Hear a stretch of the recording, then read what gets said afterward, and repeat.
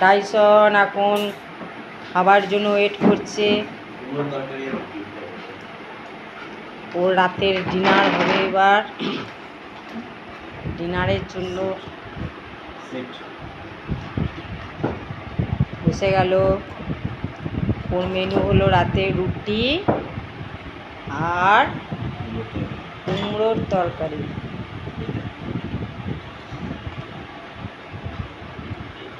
কত সুন্দর কুমড়োর তরকারি আর রুটি খাচ্ছে টাইসন।